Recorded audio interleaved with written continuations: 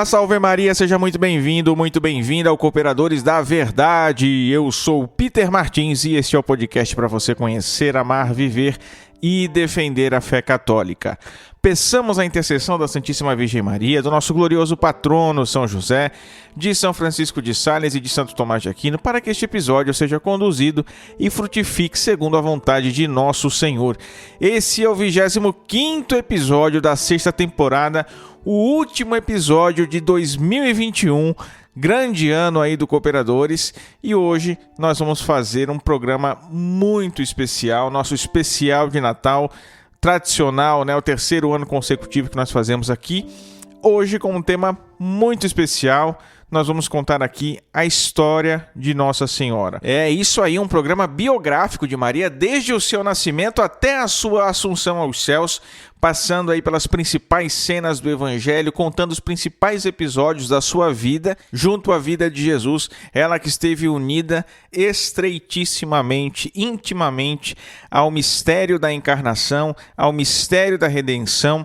Depois de Jesus, sem dúvida, a figura mais importante que nós temos aí na história sagrada. Então faz mais que jus um programa sobre ela, sobretudo neste especial de Natal Cooperadores da Verdade.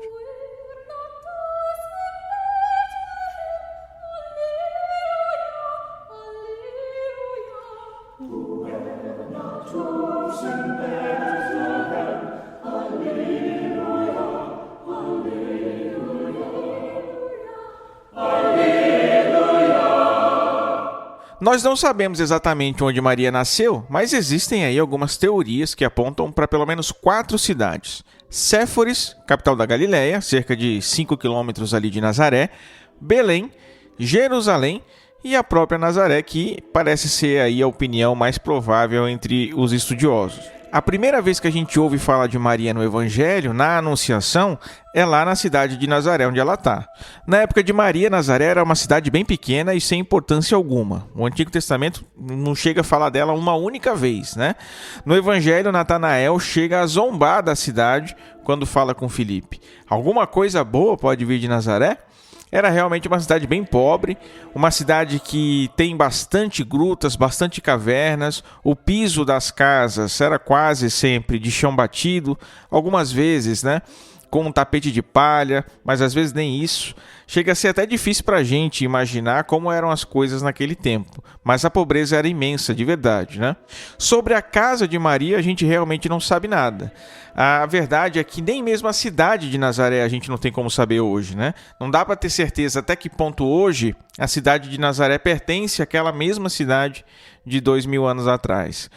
Hoje, Nazaré já é uma das cidades mais importantes ali da Palestina, cheia de igrejas, de conventos, de escolas, aquela arquitetura belíssima europeia, né, que até contrasta com as casinhas mais simples que estão lá.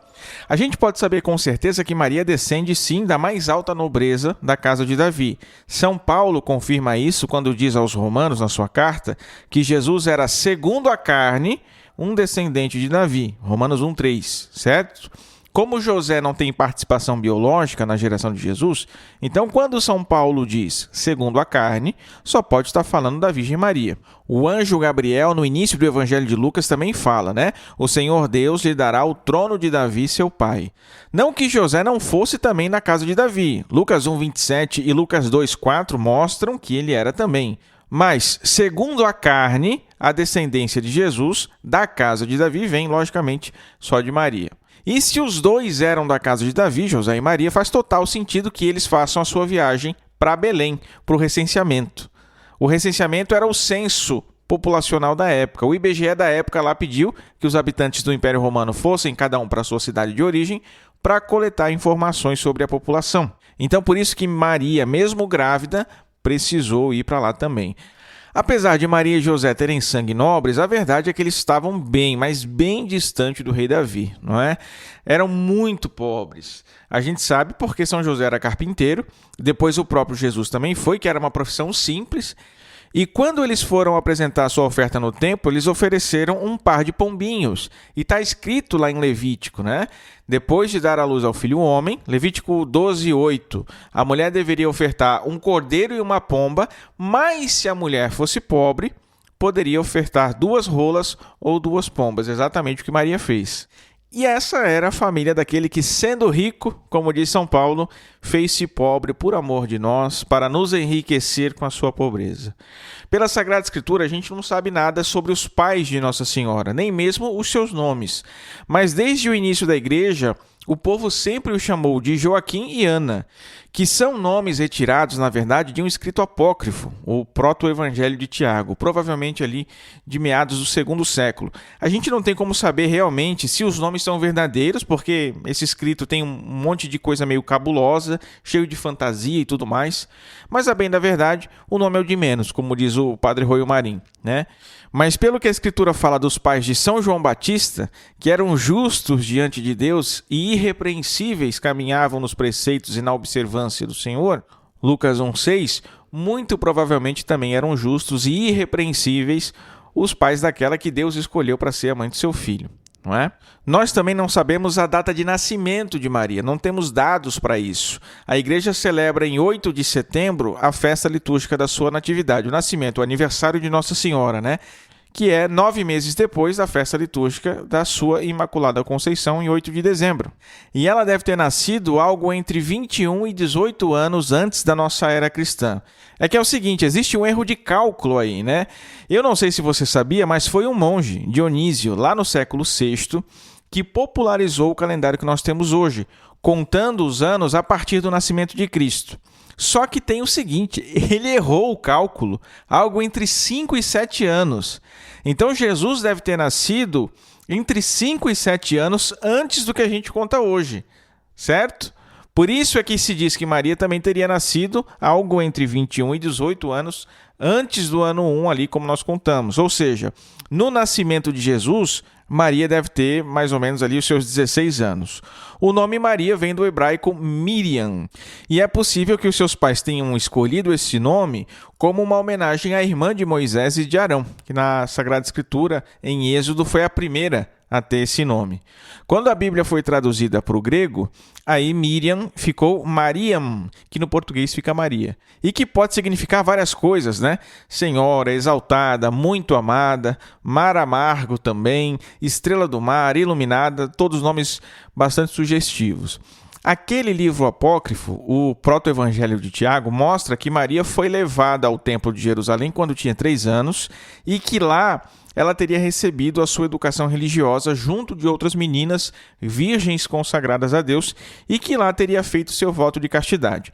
Mas o padre Roio Marim diz que isso aí não tem muito fundamento na realidade não, porque não existem sequer registros de uma escola para meninas no Templo de Jerusalém, nem na própria Sagrada Escritura e nem fora dela. Poxa, mas isso não põe em descrédito, então, a fé da Igreja na Virgindade Perpétua de Maria e na festa da sua apresentação, celebrada na Igreja, na liturgia, né, no dia 21 de novembro? Não, não e não. Por quê? Porque o fundamento disso não está no escrito apócrifo, mas no próprio Evangelho. Quando Maria, já casada com José, ouve do anjo que terá um filho, o que ela diz ao anjo? Como se dará isso? Pois eu não conheço nenhum homem. Ué, como assim tu não sabe? Tu tá casada, mulher. Mulheres casadas têm filhos, não é? É claro que é.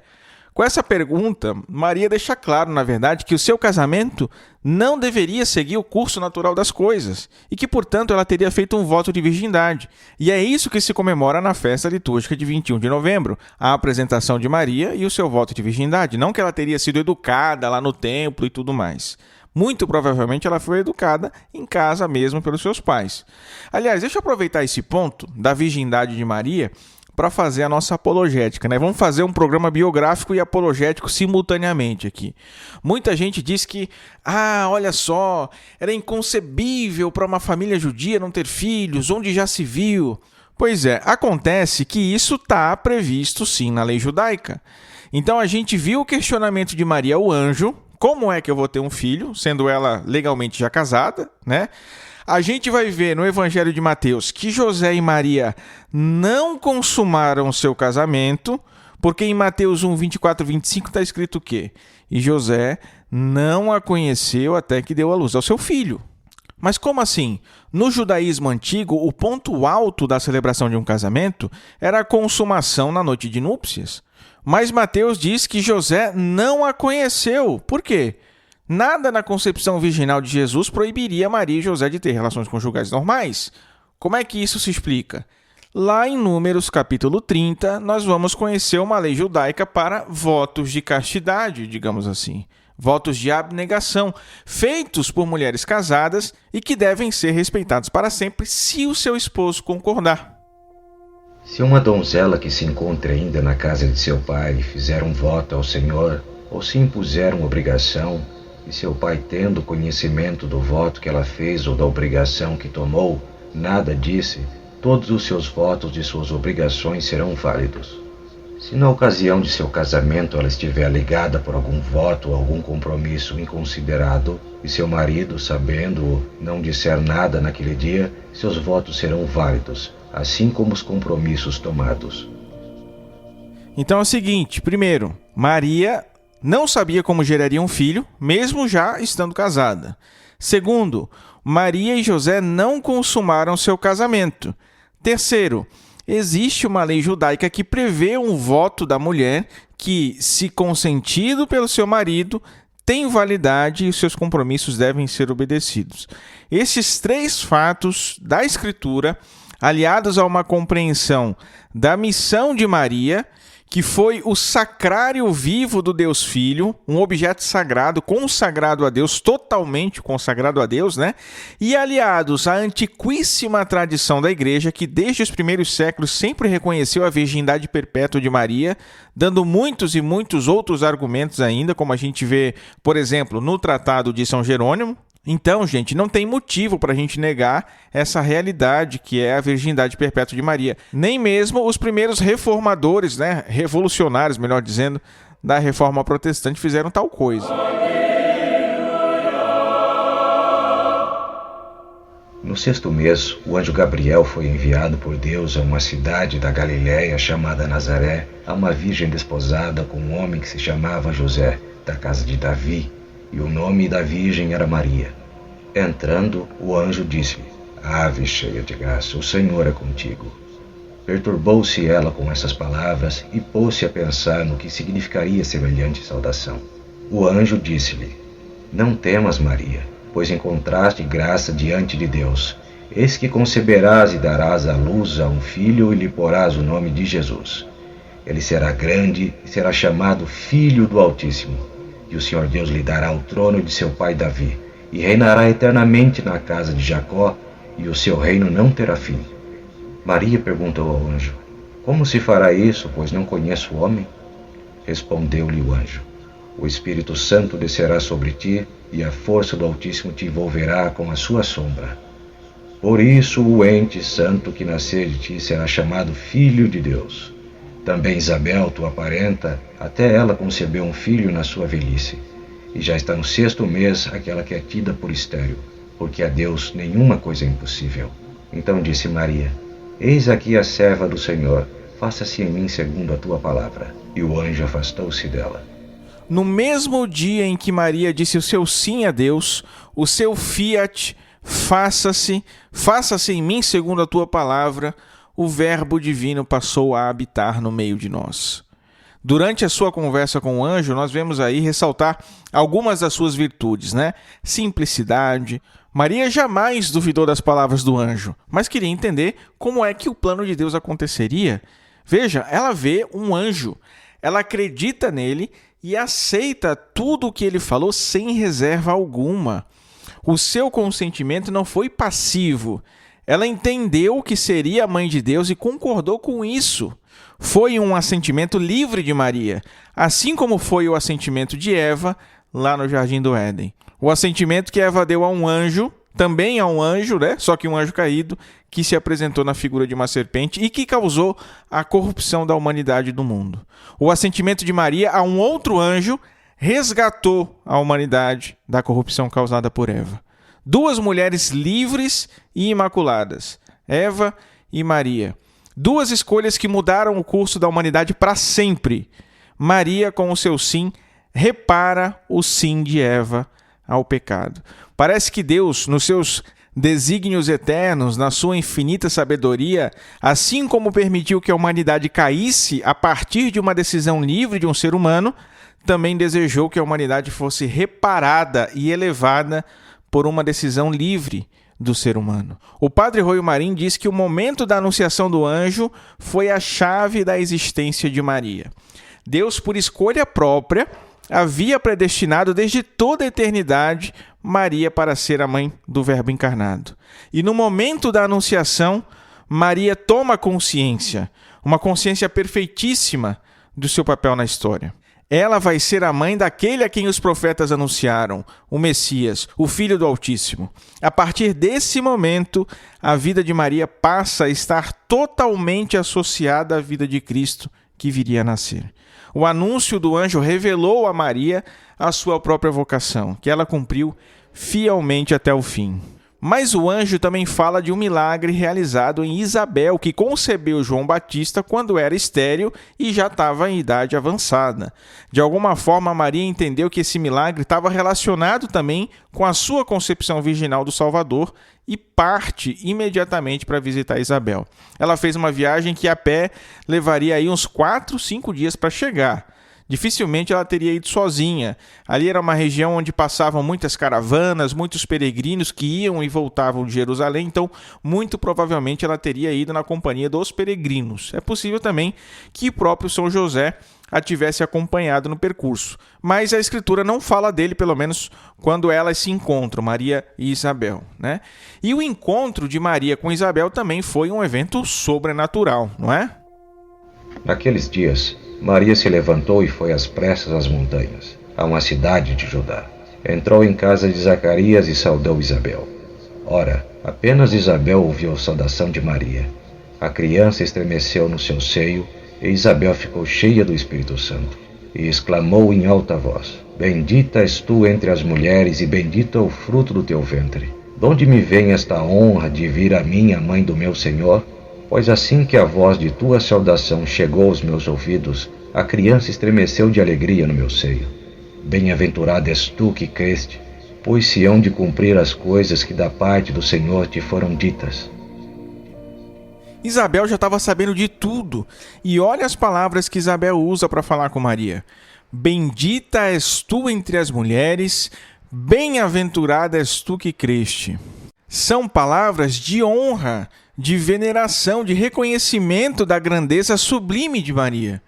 De onde me vem esta honra de vir a mim, a mãe do meu Senhor? Percebam como Isabel se sente honrada em receber Maria também. E perceba que ela reconhece Maria como a mãe do meu Senhor, a mãe de Deus, certo? Isabel reconhece a divindade do filho de Maria e por isso honra Maria como a sua mãe. E nessa ocasião, quando João Batista estremece no seio de Isabel, ele também fica cheio do Espírito Santo, como o anjo havia anunciado que aconteceria ao seu pai Zacarias. Desde o ventre de sua mãe será cheio do Espírito Santo. Lucas 1,15. E Maria, então, num momento sublime que foi esse encontro com Isabel, cheia do Espírito Santo e do amor de Deus, canta ao Senhor em louvor por tudo isso.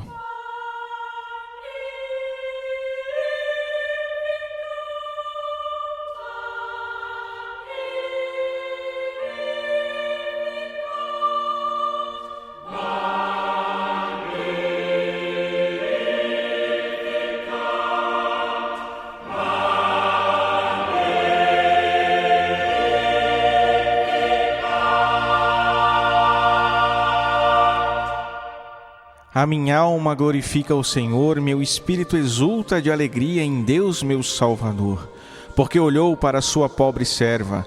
Por isso, desde agora, me proclamarão bem-aventurada todas as gerações, porque realizou em mim maravilhas aquele que é poderoso e cujo nome é santo. Sua misericórdia se estende de geração em geração sobre os que o temem. Manifestou o poder do seu braço, desconcertou os corações dos soberbos, derrubou do trono os poderosos e exaltou os humildes, saciou de bens os indigentes e despediu de mãos vazias os ricos. Acolheu a Israel seu servo, lembrado da sua misericórdia, conforme prometera a nossos pais em favor de Abraão e sua posteridade para sempre.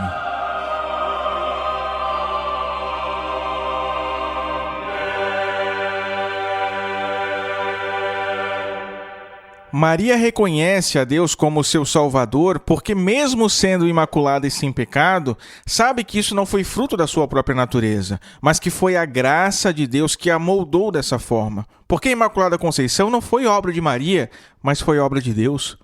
Deus que salvou Maria, não apagando nela o pecado original, como faz com a gente pela graça do batismo, mas preservando-a de cair no pecado. Assim como muitos de nós também salvamos os nossos filhos, muitas das vezes, evitando que eles caiam numa piscina sem saber nadar, por exemplo. Então Deus preservou Maria, Deus salvou Maria, foi graça de Deus. E notem como ela mesma reconhece no seu canto profético, digamos assim, que desde agora me proclamarão bem-aventurada todas as gerações, porque olhou para sua pobre serva, porque Deus a elegeu, Deus a elevou, Deus a agraciou, porque Deus a fez participar da obra da redenção, gerando a carne, gerando a humanidade do Filho de Deus. Todas as gerações a proclamarão bem-aventurada, como Isabel fez, não é? Bendita és tu entre as mulheres, bem-aventurada és tu que creste. Então percebam como os católicos são profundamente evangélicos, profundamente escriturísticos ao reconhecerem Maria como bem-aventurada, ao honrar Maria, ao proclamar a sua bem-aventurança. Proclamar é isso. É declarar publicamente em alta voz, é anunciar com solenidade. É isso que nós fazemos. E Maria ficou ainda 3 meses com Isabel e depois retornou para casa. Imaginem só a ansiedade de José e de Maria para o nascimento de Jesus. O profeta Miqueias havia dito que o nascimento do Salvador seria em Belém, mas eles nem imaginavam como seria. Naqueles tempos apareceu um decreto de César Augusto ordenando o recenseamento de toda a terra. Esse recenseamento foi feito antes do governo de Quirino na Síria. Todos iam listar-se, cada um na sua cidade. Também José subiu da Galiléia, da cidade de Nazaré, a Judéia, a cidade de Davi, chamada Belém, porque era da casa e família de Davi, para listar-se com a sua esposa Maria, que estava grávida. Estando eles ali, completaram-se os dias dela. E deu à luz seu filho primogênito, e envolvendo-o em faixas, reclinou-o num presépio, porque não havia lugar para eles na hospedaria. Muito provavelmente, o nascimento do menino Jesus não foi no mesmo dia que eles chegaram lá em Belém. Eles devem ter passado por algum tempo procurando lugar para ficar, não é? Com o recenseamento, a cidade estava cheia de gente, então foi por isso que eles não encontraram hospedagem. E também porque eram pobres, né? Provavelmente não podiam pagar por algo mais caro. José então encontra uma gruta abandonada que servia como estábulo, e ali ele e Maria devem ter passado algumas noites aguardando o nascimento de Jesus. E a ansiedade dos dois, né? Claro, eles eram santos, eles não perdiam a serenidade, mas imagina a alegria. Quem tem filho sabe bem o que é isso, né? A minha esposa está grávida, pouco mais de 3 meses, e a gente já fica na expectativa, né?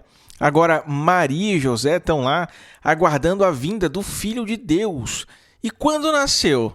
A emoção de vê-lo pela primeira vez, conhecer o rosto divino do homem, né? Gente, Deus chorando, feito um menino recém-nascido, sendo acalentado por Maria, protegido por José, foi o maior acontecimento da humanidade, sem sombra de dúvidas. E que aconteceu na pobreza de uma gruta abandonada, na ordinariedade de uma família pobre.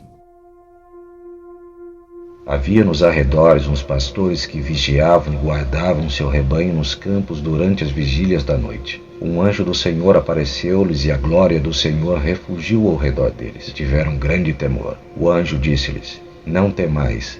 Eis que vos anuncio uma boa nova, que será alegria para todo o povo. Hoje vos nasceu na cidade de Davi um Salvador, que é o Cristo Senhor. Isto vos servirá de sinal. Achareis um recém-nascido envolto em faixas e posto numa manjedoura. E subitamente ao anjo se juntou uma multidão do exército celeste, que louvava a Deus e dizia: Glória a Deus no mais alto dos céus, e na terra paz aos homens, objetos da benevolência divina. Depois que os anjos os deixaram e voltaram para o céu, falaram os pastores uns com os outros: Vamos até Belém e vejamos o que se realizou e o que o Senhor nos manifestou. Foram com grande pressa e acharam Maria e José e o menino deitado na manjedoura. Vendo-o, contaram o que lhes havia dito a respeito deste menino. Todos os que ouviam admiravam-se das coisas que lhes contavam os pastores. Maria conservava todas essas palavras, meditando-as no seu coração. Voltaram os pastores, glorificando e louvando a Deus por tudo o que tinham ouvido e visto, e que estava de acordo com o que lhes fora dito. Ao 8º dia, cumprindo perfeitamente a lei judaica, o legislador se submete à lei, não é? O menino foi circuncidado e recebeu o nome de Jesus. E ao 40º dia, depois do nascimento, também submissa à lei, Maria vai lá no templo e se apresenta e cumpre o ritual da sua purificação. Depois disso, eles levaram Jesus para o templo de Jerusalém para ser consagrado como o primogênito, também como pedia a lei. Ora, havia em Jerusalém um homem chamado Simeão. Esse homem justo e piedoso esperava a consolação de Israel, e o Espírito Santo estava nele. Fora-lhe revelado pelo Espírito Santo que não morreria sem primeiro ver o Cristo do Senhor. Impelido pelo Espírito Santo, foi ao templo, e tendo os pais apresentado o menino Jesus para cumprirem a respeito dele os preceitos da lei, tomou em seus braços e louvou a Deus nestes termos: Agora, Senhor, deixai o vosso servo ir em paz segundo a vossa palavra, porque os meus olhos viram a vossa salvação que preparaste diante de todos os povos, como a luz para iluminar as nações e para a glória de vosso povo de Israel. Seu pai e sua mãe estavam admirados das coisas que dele se diziam. Simeão abençoou-o e disse a Maria, sua mãe: Eis que este menino está destinado a ser uma causa de queda e de soerguimento para muitos homens de Israel, e a ser um sinal que provocará contradições, a fim de serem revelados os pensamentos de muitos corações, e uma espada transpassará a tua alma. Havia também uma profetisa chamada Ana, filha de Fanuel da tribo de Áser. Era de idade avançada. Depois de ter vivido 7 anos com seu marido desde a sua virgindade, ficara viúva e agora, com 84 anos, não se apartava do templo, servindo a Deus noite e dia em jejuns e orações. Chegando ela à mesma hora, louvava a Deus e falava de Jesus a todos aqueles que em Jerusalém esperavam a libertação. A partir desse momento, com a profecia de Simeão, Maria então passou a saber o que lhe aguardava. Uma grande dor que transpassará a sua alma.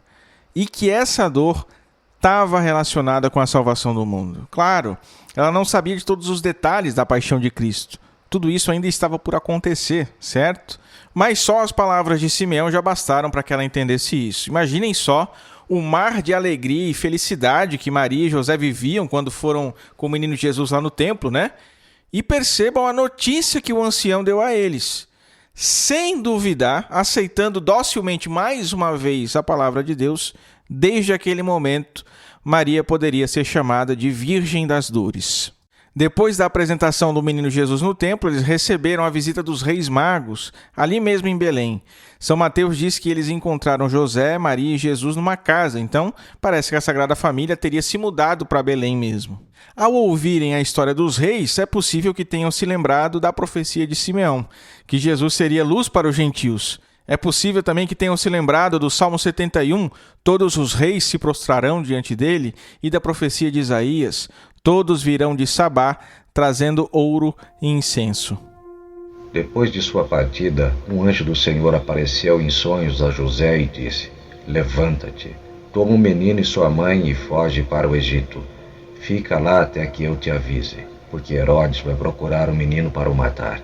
José levantou-se durante a noite, tomou o menino e sua mãe e partiu para o Egito. Ali permaneceu até a morte de Herodes, para que se cumprisse o que o Senhor dissera pelo profeta: Do Egito chamei o meu filho.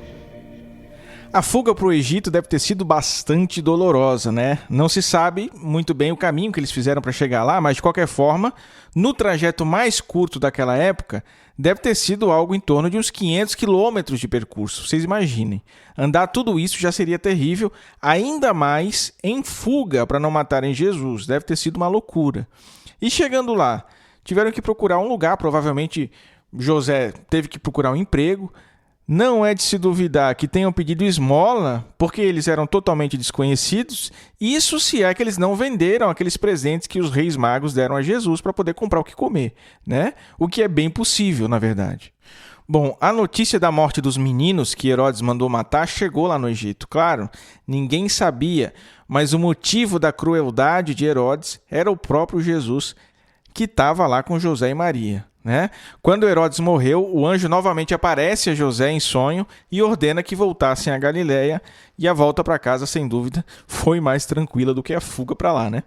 Jesus crescia junto de seus pais, provavelmente já começava a aprender ali as primeiras lições de carpintaria com São José, mas aos 12 anos algo muito inesperado aconteceu. O menino ia crescendo e se fortificava, estava cheio de sabedoria e a graça de Deus repousava nele. Seus pais iam todos os anos a Jerusalém para a festa da Páscoa. Tendo ele atingido 12 anos, subiram a Jerusalém segundo o costume da festa. Acabados os dias da festa, quando voltavam, ficou o menino Jesus em Jerusalém sem que os seus pais o percebessem. Pensando que ele estivesse com seus companheiros de comitiva, andaram caminho de um dia e o buscaram entre os parentes e conhecidos. Mas não o encontrando, voltaram a Jerusalém à procura dele. 3 dias depois, o acharam no templo, sentado no meio dos doutores, ouvindo-os e os interrogando. Todos os que o ouviam estavam maravilhados da sabedoria de suas respostas. Quando eles o viram, ficaram admirados, e sua mãe lhe disse: Meu filho, o que nos fizeste? Eis que teu pai e eu andávamos à tua procura, cheios de aflição. Respondeu-lhes ele: Por que me procuráveis? Não sabíeis que devo ocupar-me das coisas de meu pai? Eles, porém, não compreenderam o que lhes dissera. Vejam, Jesus, diante de José, o seu pai legal, se refere a um outro pai, o seu pai, o Pai Celeste. E ele faz isso no templo e depois de ter ficado no templo. A gente não deve entender essas palavras como palavras duras da parte de Jesus para com São José, né? Ele jamais desonraria o seu pai legal, certo? Mas foi ali nessa ocasião que pela primeira vez Jesus fala de Deus, o Pai Celestial, como sendo o seu pai. José e Maria conheciam o mistério da encarnação e tudo mais, só que Jesus levava uma vida tão oculta, digamos assim, que José e Maria não estavam preparados para ouvir aquilo, né? Mas vocês imaginem, depois de ouvir uma profecia lá de São Simeão, José e Maria perderam Jesus por 3 dias. Gente, 3 dias sem saber onde é que o filho está. Isso é louco, né? Ainda mais sendo Jesus. Eu tenho certeza que José e Maria já tinham pensado que essa seria a hora da espada de dor, né? Devem ter sido momentos realmente torturantes. Depois da alegria do encontro e da comprovação de que Jesus não tinha abandonado eles, não tinha abandonado seus pais, né?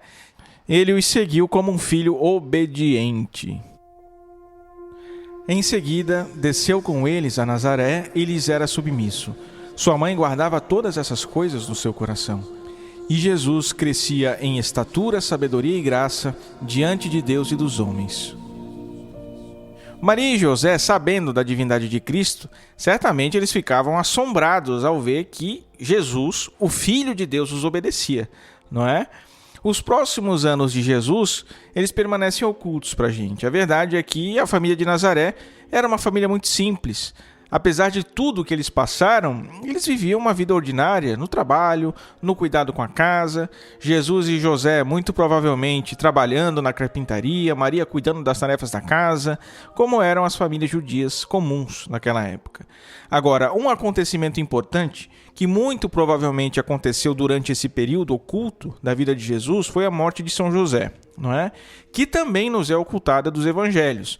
Mas o que os estudiosos apontam é que deve ter acontecido antes do início da vida pública de Jesus, lá nas bodas de Caná. Provavelmente, quando José morreu, devia ter aí por volta dos seus 55 anos. E o motivo a gente também desconhece. Onde ele foi sepultado a gente também não sabe, mas a tradição conta que muito provavelmente São José estava entre aqueles que ressuscitaram depois da morte de Jesus, os santos que ressuscitaram e se levantaram dos túmulos, né? Eles também ressuscitaram e subiram aos céus.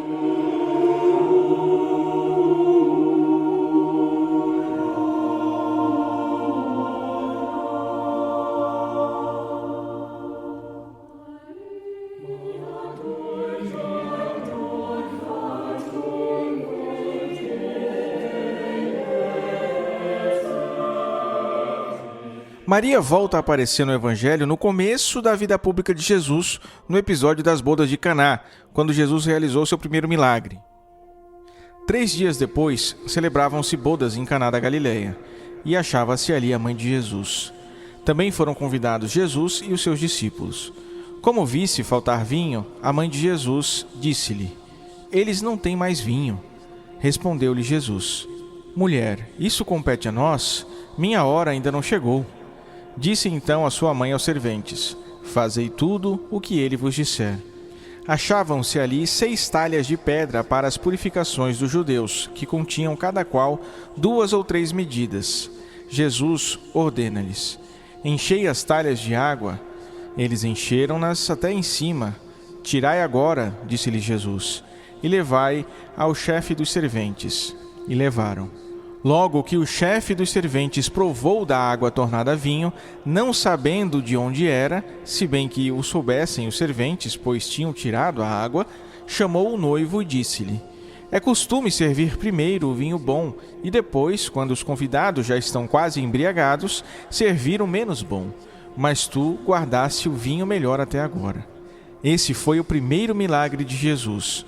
Realizou-o em Caná da Galileia, manifestou a sua glória e os seus discípulos creram nele. Aqui Jesus já tinha chamado seus discípulos, né? Então Pedro, André, Tiago, Filipe, talvez até mais alguns já estavam lá com ele. O casal de noivos certamente conhecia Maria, Jesus e o restante do pessoal, senão, obviamente, não os teria chamado para o casamento. Agora, por que faltou vinho? Vocês já se perguntaram isso? Será que os noivos erraram no cálculo? Será que eles eram pobres? Faltou dinheiro para comprar? Ou será que no casamento tinha mais gente do que eles esperavam? Bom, não se sabe, não é? Mas naquele tempo, as festas de casamento duravam uma semana inteira. É provável que o pessoal tenha bebido mais do que os noivos tinham calculado mesmo, né? Agora, é importante destacar que se a notícia da falta de vinho corresse entre os convidados, pela cultura da época, isso seria uma humilhação, né? Para os noivos e para toda a família, porque o vinho era indispensável. Seria tipo você ir para uma festa de casamento, aliás, você dá uma festa de casamento hoje em dia numa churrascaria e acabar a carne, né? Um micaço. Só que naquela época esse tipo de situação era encarada com uma gravidade muito maior, seria uma desonra mesmo. Hoje em dia o pessoal não dá muita bola para essas coisas, né? Ninguém tem mais honra para nada. Maria, que provavelmente tinha uma certa proximidade, uma intimidade com a família, estava ali ajudando nos preparativos do banquete, provavelmente, né? Certamente se importava muito com os noivos, senão não teria essa sensibilidade, essa bondade, né, para com eles. Maria procura Jesus e expõe o fato. E aí a gente vê a absoluta confiança que ela tem em Jesus. Ela sabia que ele poderia fazer algo. E a gente pode ter certeza disso porque ela se limitou a dizer poucas palavras para Jesus. Ela não insistiu, né? Bastou ela comunicar: eles já não têm vinho. E aí Jesus chama Maria de mulher. Mulher, isso compete a nós? Minha hora ainda não chegou. Muitos protestantes usam essa passagem para mostrar que Jesus não se importava muito com Maria, né? Nem chamar de mãe, Jesus chamava. São afirmações completamente infundadas. Quando Jesus usa mulher, isso demonstra um profundo respeito de Jesus para com Maria. Hoje seria o equivalente a senhora, por exemplo, né? Senhora, isso compete a nós? Veja como a coisa muda de figura. E muitos teólogos ainda vão dizer que Jesus não chama Maria de mãe nos evangelhos porque talvez quisesse deixar claro que a sua atuação enquanto Messias não dependia da autoridade de Maria enquanto sua mãe, mas sim unicamente da autoridade de Deus Pai. E aí quando Jesus diz, minha hora ainda não chegou, o padre Rui Marim diz que Jesus deve ter dito isso de uma forma tão cordial que Maria, que conhecia seu filho, leu na sua expressão facial, na sua expressão corporal, a abertura para insistir e alcançar a graça que pedia. E aí, claro, inspirada pelo Espírito Santo, ela diz aos serviçais, fazei o que ele vos disser. E esse foi o primeiro milagre público de Jesus, digamos assim, né? E que aconteceu por intercessão de Maria, para salvar aquela nova família que estava se formando no casamento da humilhação diante dos convidados. Mas antes disso, houve um outro milagre Também por intercessão de Maria, que nós também falamos aqui, que talvez você não tenha percebido, que foi quando Maria visita Isabel, com Jesus ainda no seu ventre, e João Batista fica cheio do Espírito Santo. Isabel também, né? Fica cheia do Espírito Santo. João Batista nasceu santo. Ele foi justificado, ele foi santificado por Jesus nesse encontro de Maria com Isabel. Tanto é que São João Batista, junto com Jesus e Maria, são os únicos santos que a igreja comemora o seu nascimento. Todos os outros santos, a igreja comemora a morte. Mas João Batista, nós temos uma memória litúrgica para a sua natividade, 6 meses antes do Natal, em 24 de junho. Depois das bodas de Caná, Jesus parte com a sua mãe e também com os discípulos para Cafarnaum. E aí Maria já praticamente não aparece mais nos evangelhos antes da paixão e morte de Jesus. O foco dos escritores está na vida pública de Jesus, né? Na realização da sua missão, e que, claro, ninguém tem dúvida de que isso é o mais importante a ser relatado mesmo. Como Jesus teve uma vida normal e serena durante grande parte do tempo, demorou um pouco para o pessoal entender o que estava acontecendo, não é? Jesus começou a ganhar notoriedade, começou a fazer milagres, e aí alguns diziam que ele estava fora de si. É o que a gente lê lá em Marcos 3. E ali mesmo Jesus já chegou a ser ameaçado. Eles queriam fazê-lo desistir da missão, né? Maria, que sabia perfeitamente quem era Jesus e a missão que ele deveria desempenhar, observava e acompanhava a trajetória do seu filho, mas sem interferir em nada. Jesus falava ainda à multidão quando veio sua mãe e seus irmãos e esperavam do lado de fora a ocasião de lhe falar. Disse-lhe alguém: "Tua mãe e teus irmãos estão aí fora e querem falar-te." Jesus respondeu-lhe: "Quem é minha mãe e quem são meus irmãos?" E apontando com a mão para os seus discípulos, acrescentou: "Eis aqui a minha mãe e os meus irmãos. Todo aquele que faz a vontade de meu Pai que está nos céus, esse é meu irmão, minha irmã e minha mãe." É claro que, mais uma vez, aqueles que fazem uma leitura um tanto enviesada da Escritura dizem que Jesus estaria aqui menosprezando a figura da sua mãe. A bem da verdade, isso já dizia Santo Agostinho, lá no século IV, esse é um dos maiores elogios que Jesus faria à sua mãe, porque ninguém tão bem quanto ela cumpriu a vontade do Pai que está nos céus. Com essa resposta, Jesus diz então 2 coisas. Primeiro, que o seu ministério público como Messias não dependia dos laços da carne e do sangue, não dependia da sua conexão biológica com Maria e com ninguém, na verdade, né? E segundo, que há ainda um parentesco que é muito mais profundo, muito mais real que o parentesco de sangue, que são os vínculos da graça de Deus. E nesse sentido a gente pode dizer que Maria era muito mais parente de Jesus pela graça, pela plenitude imensa da graça que nela habitava, do que mesmo pela sua natureza corporal, seus laços de sangue. Da mesma forma aquele episódio de Lucas, não é? Enquanto ele assim falava, uma mulher levantou a voz no meio do povo e lhe disse: "Bem-aventurado o ventre que te trouxe ao mundo e os peitos que te amamentaram." Mas Jesus replicou: "Antes, bem-aventurados aqueles que ouvem a palavra de Deus e a observam." Vejam que Jesus não rejeita o elogio que é dirigido a Maria. Foi o mesmo elogio de Isabel, não é? "Bendita és tu entre as mulheres e bendito é o fruto do teu ventre." Percebam isso. Mas o que Jesus diz? Os laços de união com ele, por parte daqueles que ouvem e obedecem à palavra de Deus, são ainda superiores que os laços de carne. E Maria cumpre as 2 coisas num grau elevadíssimo. Mas Cristo não veio para sua família, não veio para um povo do qual era consanguíneo. Ele veio para todos, e todos aqueles que ouvem a palavra de Deus podem se unir a ele. Aos pés da cruz, Maria volta a aparecer nos evangelhos. Durante a vida pública de Jesus, ela viveu recolhida, muito provavelmente cultivando uma vida de oração profunda e silenciosa. Ela nem deve ter acompanhado Jesus em todos os momentos da sua vida pública, porque quando São Lucas menciona as mulheres que o acompanhavam junto com os apóstolos, Maria não aparece na lista, né? Mas São João faz questão de escrever sobre ela diante da cruz, junto com Maria de Cleófas e Maria Madalena.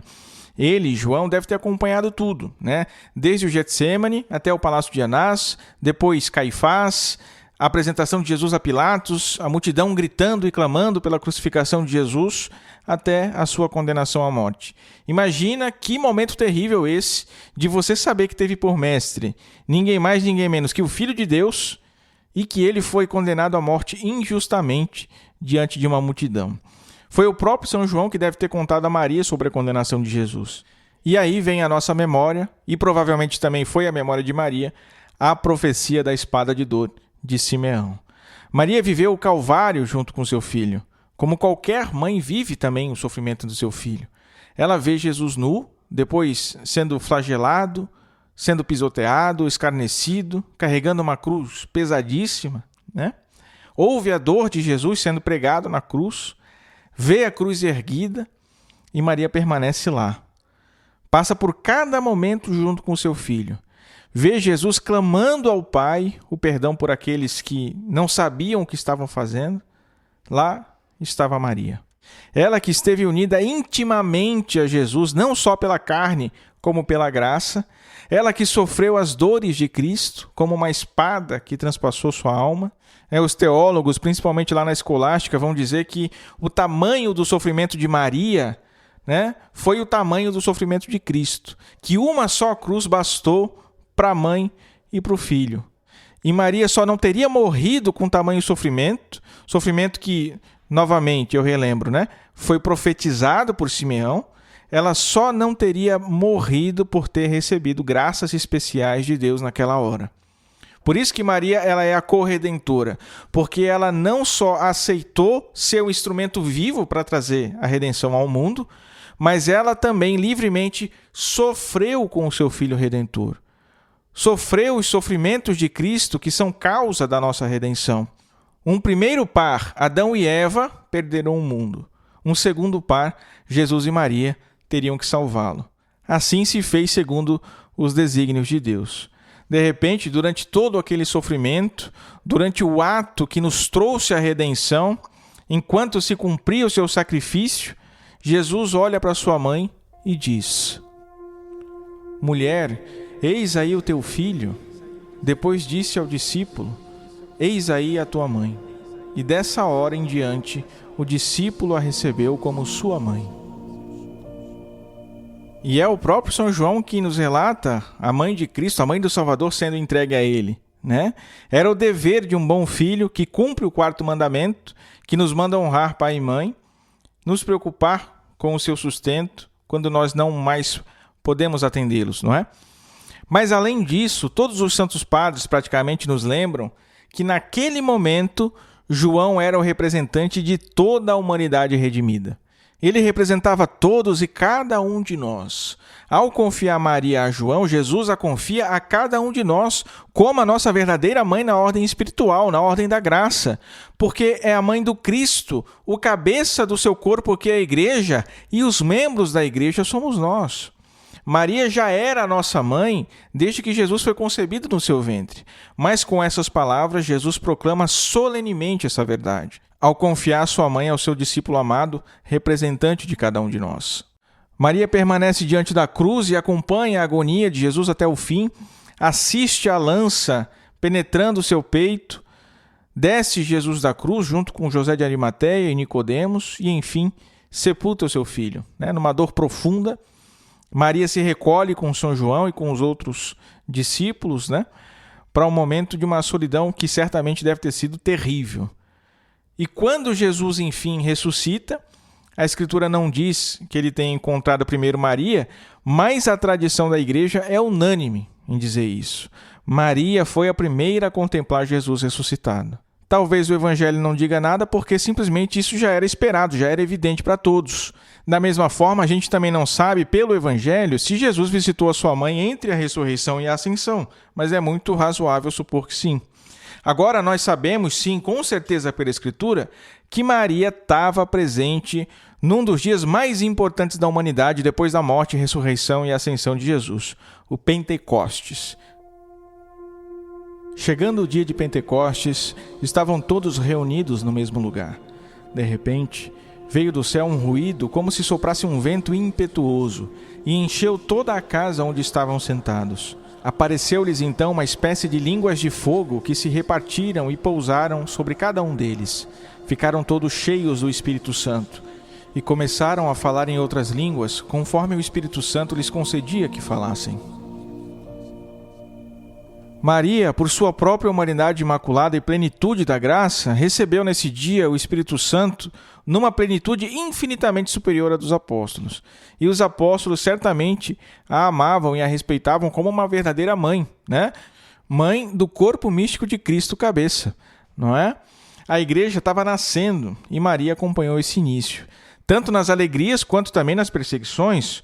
O quanto ela viveu a gente também não sabe, mas durante a ascensão de Cristo, naquele episódio, melhor dizendo, da ascensão de Cristo, ela já devia estar aí com seus 50 anos. Então, alguns estudiosos dizem que ela deve ter vivido até por volta de uns 70 anos. Muito provavelmente, Maria estava em Jerusalém quando foi assunta aos céus. E quem já ouviu o episódio sobre a Assunção de Maria, já está por dentro que não há um consenso sobre se Maria morreu mesmo, ou se ela foi assunta aos céus em vida, ainda que haja uma opinião mais razoável e majoritária que diz que sim, que Maria morreu, que ela ressuscitou e foi assunta aos céus. Isso por quê? Porque tem o túmulo de Maria lá em Jerusalém. Então, Maria teria de fato morrido, sido sepultada e depois ressuscitou e subiu aos céus. O que não se tem dúvidas é da sua assunção ao céu em corpo e alma, certo? Isso é dogma da igreja proclamado por Pio XII lá em 1950. Então, meus caros, essa é aqui em poucos minutos, Infelizmente, a gente não tem o tempo todo para ficar falando de Nossa Senhora aqui, mas seria muito bom. Mas em poucos minutos, a história da bem-aventurada Virgem Maria, mãe de Nosso Senhor e Nossa Mãe, certo? Uma figura especialíssima nesse Natal, não é? Maria foi a aurora da salvação, O Papa Paulo VI que falava isso. O aparecimento de Nossa Senhora no mundo foi como que a chegada da aurora que precede a luz da salvação, que é Cristo Jesus. No mesmo ato, no mesmo decreto divino em que Jesus decide enviar o seu Filho ao mundo, ele escolhe Maria para ser a sua mãe desde todos os séculos. E é por isso que ela é essa mulher tão especial na nossa vida, tão especial na história da salvação do homem, e que, ao cumprir a sua profecia no seu Magnificat, nós, com todas as gerações, a proclamamos bem-aventurada. Nós a veneramos por ser esse instrumento real da união do divino com o humano, da união hipostática, da união das naturezas humana e divina em Jesus, instrumento da nossa redenção.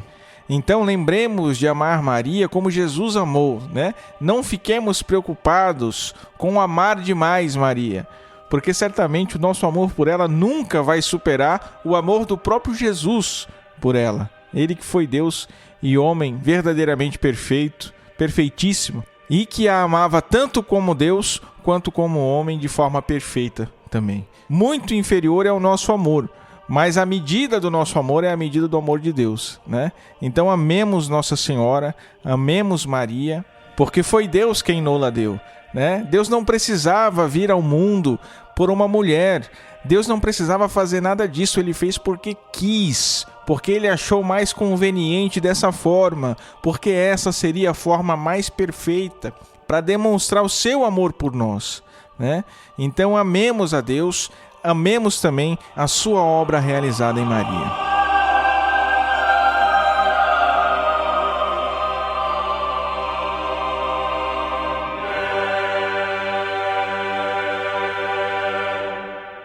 Rezemos a Virgem, nossa doce suzerana, que nos proteja, nos guie e cuide sempre do nosso apostolado.